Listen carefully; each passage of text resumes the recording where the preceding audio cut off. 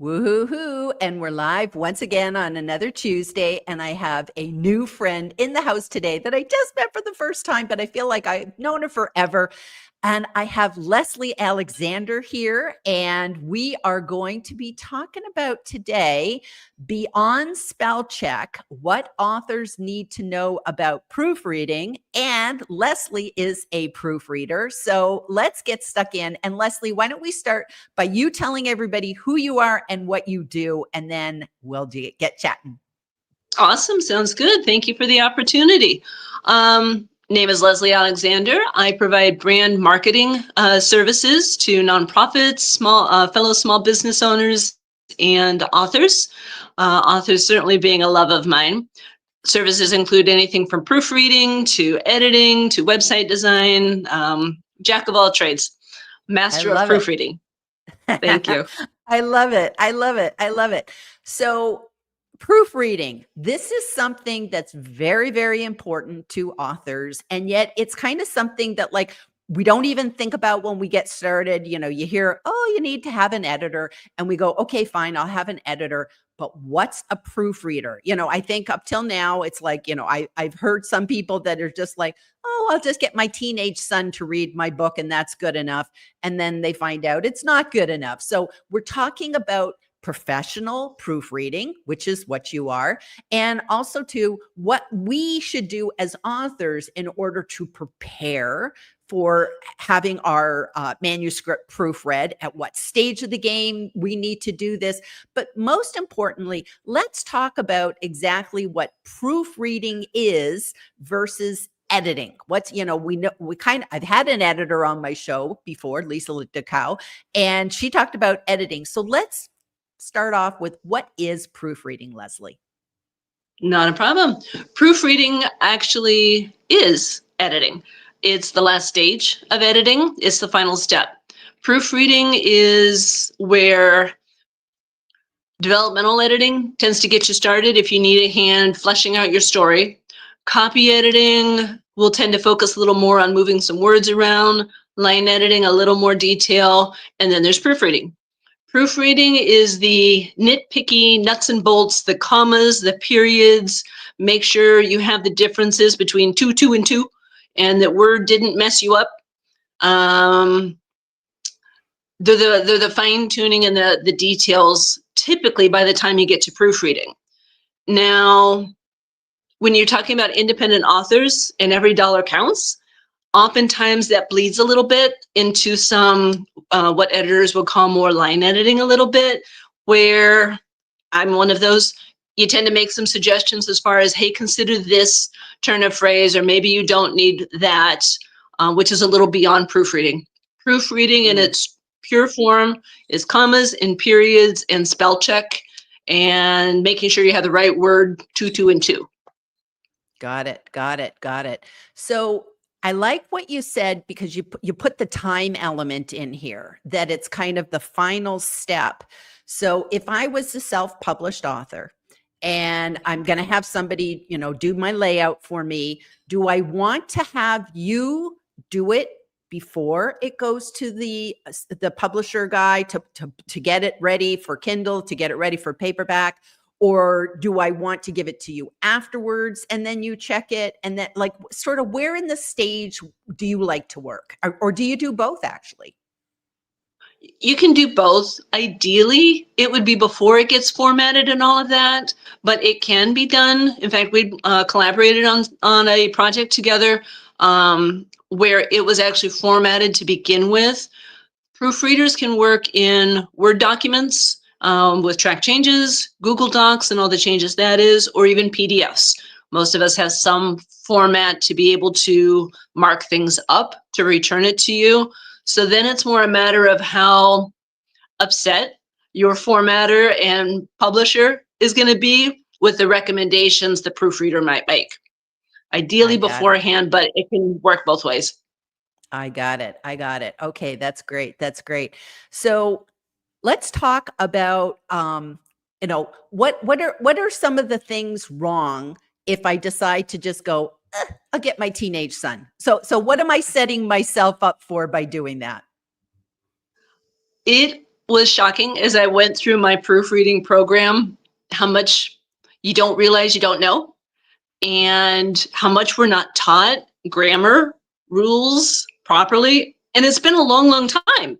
I mean, sure, the teenager in high school might have a little bit more fresh, but we are honestly taught English very poorly. In fact, others in other countries are probably actually better at it than we are. The other thing is it depends on how you're getting published and how uptight somebody might be on a style guide. I'm trained in Chicago Manual of Style, or CMOS, as folks will call it, and that's typically the author's frame of reference, the style guide used. There's folks have heard of APA, MLA, some other options out there. Typically for authors, CMOS is the standard. So that certainly takes some training and reference to know how to use it. And the rules are a little particular on some things that your teenage son or Aunt Susie just aren't going to know. So they help with an extra set of eyes to get you started. But when you're really talking about something as important as your work, you really need somebody who knows what they're doing. And I mean, you'll also, not exactly what you're headed towards, but there are a lot of proofreaders that some will call very cost effective from other countries. And you're talking English as a second language. There are differences in the grammars and the style guides. So that would also be something I'd consider as an author as far as who you work with. Great points. Great points. And I know even just, I speak English and I'm British born abroad. I grew up in Canada and now I live in the United States. I have the craziest those are different spelling. Englishes. Those are three different levels of spelling. And I know that I have to, when I am, doing my own self-editing, I have to sit and say, which way will I spell? Because I actually have, sometimes I'm using a U and just like color, and because it's old habits and we don't realize that. So even just getting down to, are you using a British spelling, American spelling? This can, and it's interesting. We know people who are co-authors. I'll talk about the two Michelle J. Raymond and Michelle B. Griffin. They're American and Australian. They collaborated on a book and they had to make an agreement. What way will we spell? And they decided to spell the American version. So just everything can, be so picky. So it kind of depends on your market and where you're going to start publishing at too, sort of a thing. And that's where authors might hear proofreaders ask for, or editors ask for, a style guide, which is more, authors aren't very familiar with it as far as, what do you mean a style guide? And it's like, believe it or not, you have preferences that you might not be aware of, and I sure am not aware of. Like, are you on Team Oxford comma or not? That's a big question. The spelling, like you said, between the different countries, or your natural tendencies. Are you talking about a sci-fi fiction where you're making up a language in a world and we've got, sky's the limit, we're breaking all the rules? Or is it something you're going to go kind of traditional and you really need to follow those CMOS rules or whatever the style guide is? So that's something that authors really should be thinking about themselves. And that would make your job easier by just saying, okay, I want to go with American spelling. I prefer to have a serial comma. Is the serial comma and an Oxford comma the same thing? Just so I know. Yeah, they are. In fact, I've even heard it called a legal comma. I'm taking a transcript proofreading program also, because trying to proofread written spoken language is far different than the fiction and nonfiction, and trying to make that legible.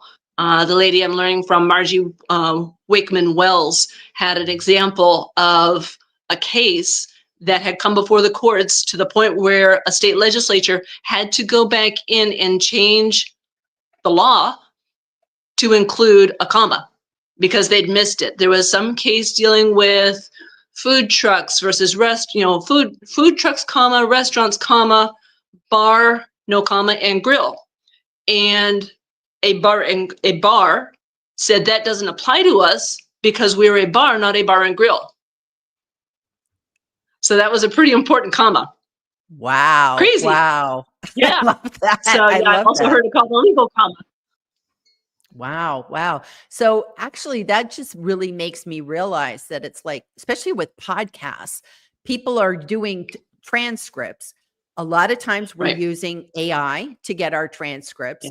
We maybe go in and change our name, we do a couple Sure. of like, cleanups, but not Yeah. really that good. And we could be putting misinformation out there. So there is actually probably a whole thing of proofreading of transcripts. I never even thought Yeah. about that.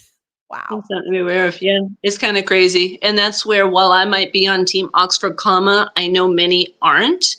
And kind of having that awareness with an author up front is useful, where I'll try not to convert anybody, but when it will help clarity of that particular sentence to add that comma, I'll make that suggestion.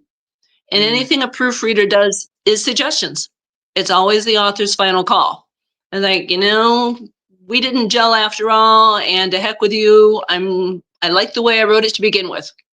Okay, fine. mm, That was your money and your time. Um, some folks are like, I'm sure you know what you're doing, and I'm just going to accept everything.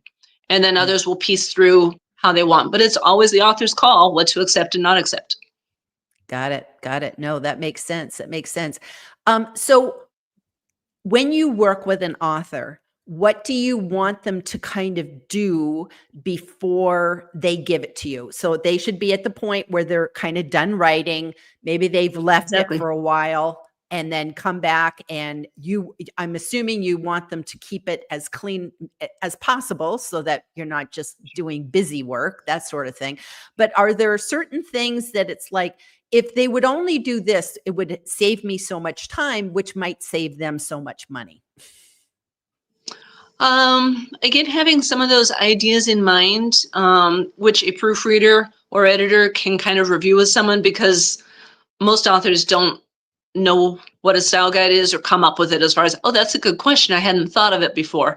Some proofreaders will have a kind of a checkbox, a form Mm, or a sheet to kind of help guide that along a little bit, or just simply an interview discussion before you start working together.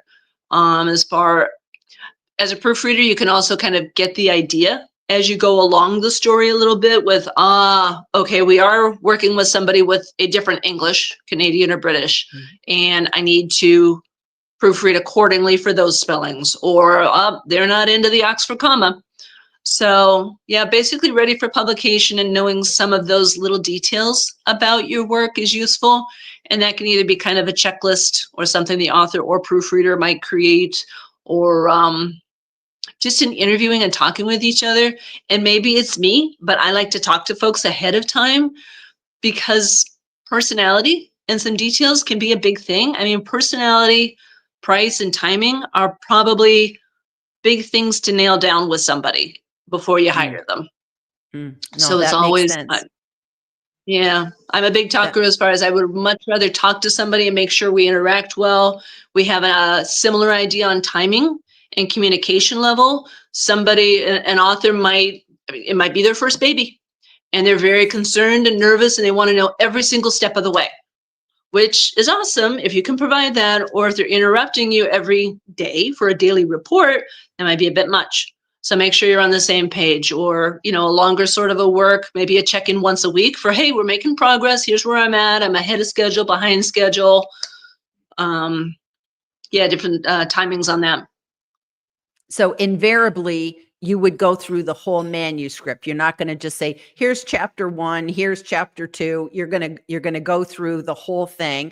Can you kind of give us an idea on how do we budget for paying for you? And you don't have to give us prices, just so that we understand a ballpark of how it works. Is it by the hour? Is it by the word? Is it by the page? And then what about time? Like, how much time do we need to put in our schedule? Are you going to do it in one day? Or are you going to take a week? Like, can you give us some ideas on those two things? Highly variable. It's definitely one of those. It depends on all of those aspects. Um, a lot of editors, again, to sort of make sure you jive in personality and even style, um, you'd mentioned one chapter versus the whole book. Sometimes you might want to have a test proofreading of, say, 1,000 words or a chapter to make sure you're going to work together. Like romance has a lot of different levels of spice, and author's level of spice might be very different from what the proofreader is interested in or can handle. I'm a Disney girl, so I'm not going to get too spicy. Harlequin's it for me. So some do offer a trial like that, and that's not a bad idea as well. Timing, it depends on someone's experience level and how quick and how efficient they are for how long it might actually take. You've got somebody who's new to it as a profession versus somebody who's a pro and can rip through things. That's one thing. So experience level makes a difference. Timing in their life, however many other projects they might have going already, how popular they are as a proofreader or editor. All of those kind of are a factor. Like some folks will actually schedule out months in advance because they're that popular and sought by folks. So that's definitely, it's like, well, you sound great, but I need something sooner. So I'm going to keep looking if I were an author. And pricing, unfortunately, is a little all over the place also. There's no great industry standard. The Editors Freelance Association is a point of reference. They do create a survey, and they have it posted publicly, of a ballpark of pricing to expect based on input from editors of all levels for what they're charging. And yeah, again, it can be by the word, by the page, by the project. I'm probably more of a fan of by the project sort of a thing. You kind of get a rough idea in your head about how long it'll take hourly and charge accordingly. But yeah, it's a little all over the place. It's an author really needs to approach it with an idea of what their budget is to begin with. And chances you're going to find an editor that will meet your budget. How great they are or knowledgeable they are might be something else. And again, we talked about foreign folks as well. So have a budget in mind, but it's highly variable also. I mean, you're talking a 10,000 word document or a 100,000 word document.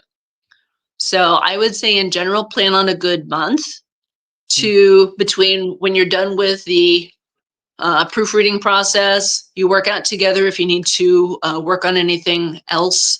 You can also send like partial reviews as far as, okay, I'm halfway through.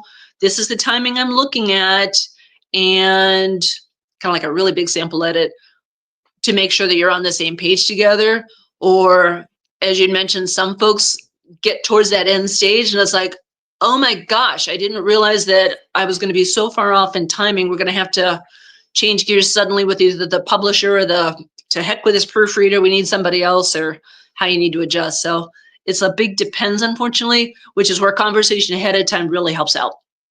But there's a proofreader to fit everybody, for better or worse. Yeah, I can see that. And now I'm really thinking that if I was maybe contemplating my first book and I knew I wanted to work with a proofreader, maybe what I would want to do is not wait till I'm done, begin the conversation early as I'm writing, and then just, because I think that's probably the biggest thing that I see people is they say, I want my book to go out May 1st, and they have their launch date, but they don't consult all the players, the publisher, the proofreader, the editor, and not everybody's sitting by ready to just take your manuscript and we'll get it done overnight. So I think these conversations, it takes time there too. Yeah. Get to know you calls in advance, maybe doing a sample and paying for that, paying for that sample of saying, okay, I just want to make sure that, we are on the same page and everything looks good. So that's good. That's good. So let me hop over and see who is joining us today. So we have Jeff Young, who's here, and he's always wonderful, tunes in from YouTube to show that he's up, that we're up and everything's working. Looking forward to read, write, engage perspective. Namaste. He likes engage because he's into Star Trek. So I love that. I love that. And he says, nice to see you, Gillian and Lezlee, alive with both people in the same time zone. How did that work? And that's funny because I'm actually on Pacific time and you're on, what is it? Mountain Standard. What is Arizona? Arizona time. Arizona never moves, so it's kind of just Arizona time. So it's like the world has to catch up with Arizona. It's always just doing its thing. So you just got on my time. That's right. That's right. I love it. Love it. Lauren says, hi, Lezlee. Excited I could join. So thank you for joining us today. We appreciate you being here. We have Linda Jane Turner who's tuning in. I think she's over in Europe somewhere. These are all important points that not all authors are aware of. I agree. It's like, I think a lot of people are just like, they don't understand the profession of proofreading. And like here, I learned something new today about the whole idea of transcripts. Wow, there's just so much to be thinking about. So thank you. Thank you for bringing that up. Jeff says, commas are important. Let's eat grandma, or let's eat, comma, grandma. Indeed. So in essence, we can say commas save lives. So they really do. They do have a purpose. I love that. I love that. Lezlee, what experience have you had using you or your clients using AI? I'm familiar with AI and naturally ongoing self-training, as it were. All of us sort of have to. In editing, I make a point, I'm human first. So I will personally go through a manuscript to begin with, which may take a little longer as far as some folks are concerned. A lot of edit authors these days might just kind of shove things in AI themselves or use Grammarly for a start or the end and decide that that's complete. I did end up with a blog post recently where I was looking at Grammarly for what style guide or frame of reference they use, and they literally post as general. They don't follow any one particular style guide. And I have heard that they will often, unfortunately, change an author's words and intent and move things around sometimes. So you really need to be careful with that. So I'll use AI later in the process as far as, okay, now I've gone through this, let's check it out and see if I missed any 2 and 2s. Or Perfect It is an amazing program that authors can purchase as well, which will certainly help get you going. Perfect It is a tool that is even synced up with Chicago Manual of Style if you have a subscription to that as well. So if an author has a subscription to CMOS and a subscription to Perfect It, it's a pretty useful tool to catch a lot of things. But again, you still can't beat a human coming behind, just as we learned with AI. You still need a human involved to double check things. And I know that there's sometimes like one thing that trips me up personally in my own writing is I'll switch tense. So all of a sudden I'm talking in the past and then I'm talking, you know, in the present, and AI wouldn't catch that because if it's not going to catch that kind of stuff because it won't see it as wrong, but it doesn't make any sense. It doesn't make any sense. And 2 and 2 are spelled correctly, but are they the right one? Right.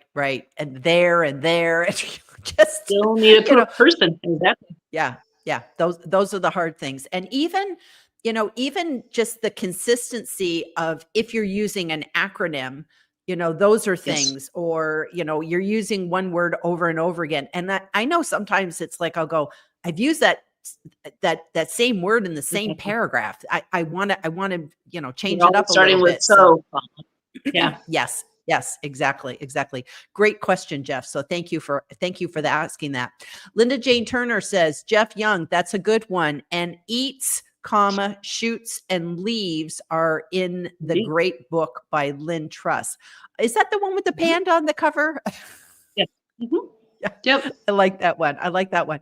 And actually, would you agree with me, Lezlee, in that I think to be a better writer, you know, and I ideally, you know, need less proofreading, hopefully, the more you read, the better you get, because I know a lot of times I don't necessarily remember the grammar rule, but I know it looks wrong.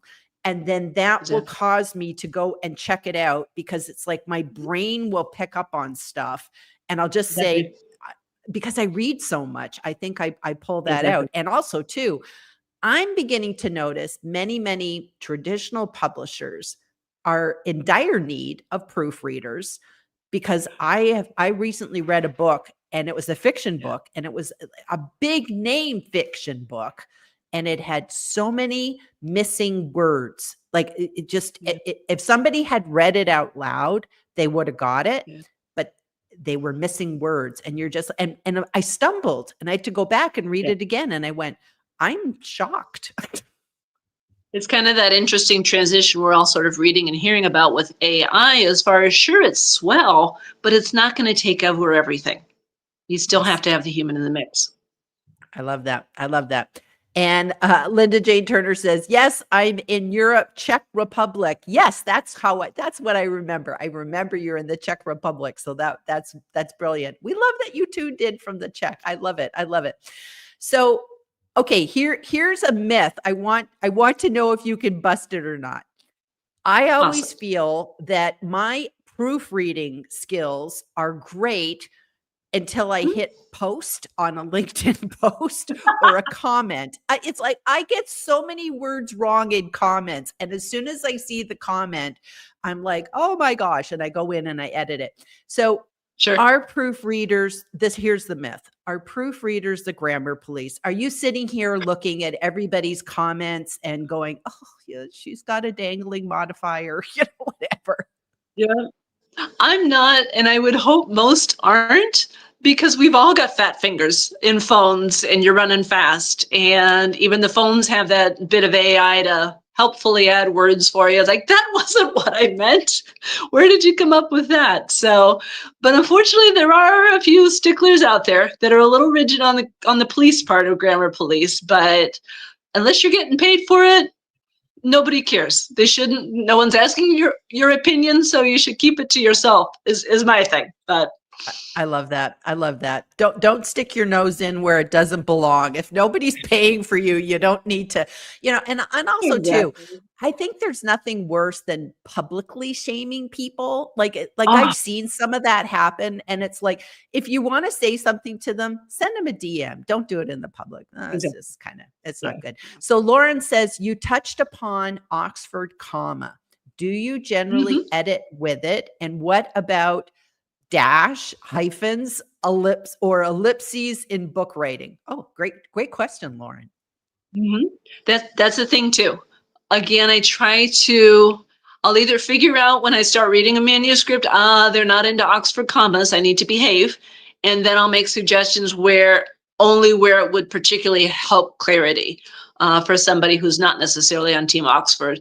And yeah, M dashes, I didn't even know M dash was a thing until I was doing proofreading lessons. Yeah, as far as this really long hyphen is kind of a pregnant pause, as opposed to just a hyphen, a dash, or a colon. I'm working with my one of my girls right now as she's writing her paper, and she wanted a pregnant pause. She had a colon and a word.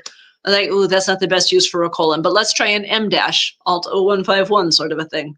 So that's where the conversations ahead of time or style guides without knowing their style guides come in handy, as far as, so how do you like to do things? And as a proofreader or editor, there are often times where it can take a little longer as you get to know the author through their words, as far as this is a common turn of phrase of theirs. They're writing conversationally, so they'll have so, comma, often.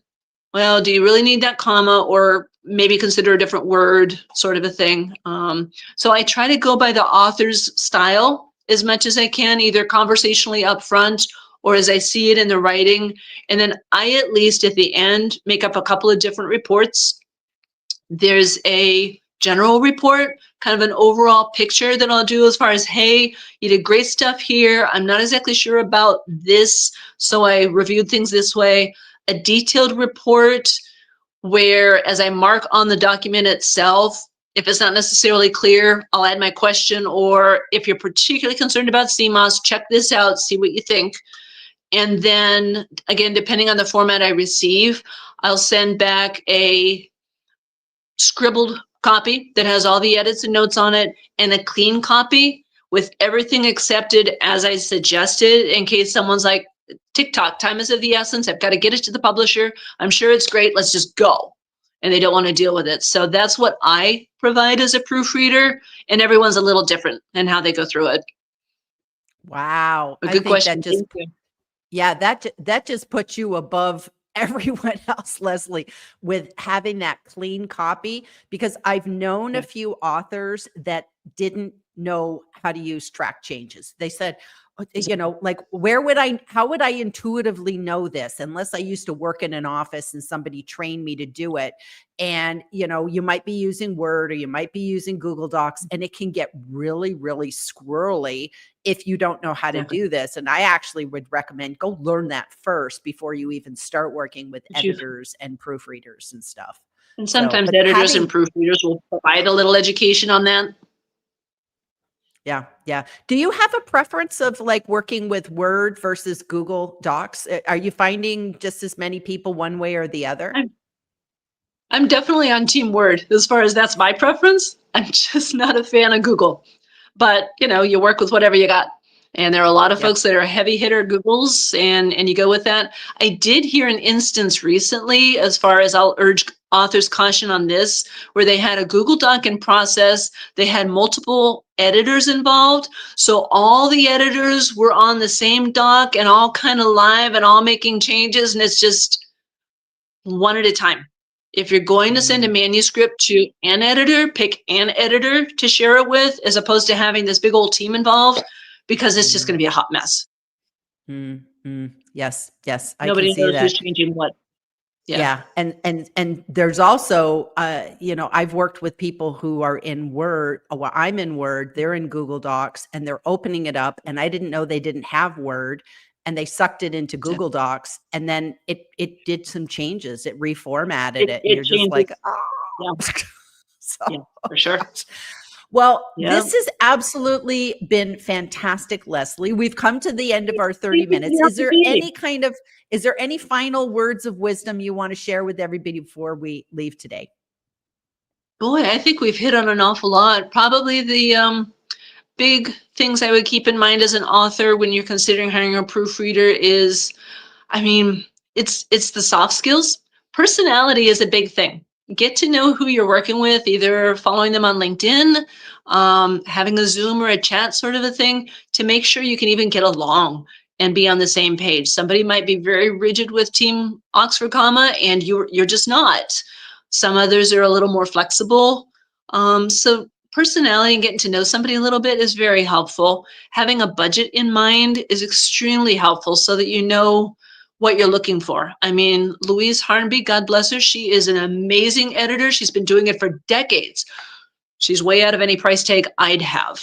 So be aware of what you can afford or handle, as well as languages, because you're also going to find frequently on like Fiverr or Upwork, as far as where folks work on looking for affordability, there's a little bit of that. You get what you pay for, as far as English as a second language or skill level. Editing and proofreading is kind of a high west town, Wild West. There are not too many rules and hard structure to, you can't call yourself a proofreader until or unless. So it really could be your son looking for a few extra pennies and putting himself as an editor or proofreader. So do your due diligence, ask questions, and chat with folks to see what you're getting. Wonderful. Thank you so much. So thank you for sharing such valuable information today. Thank you, everybody who joined us on the live, listening to the replay, listening to the podcast. And we'll be back next week with another LinkedIn Live with Gillian and Friends. Thanks, everybody. We'll see you soon. Bye-bye.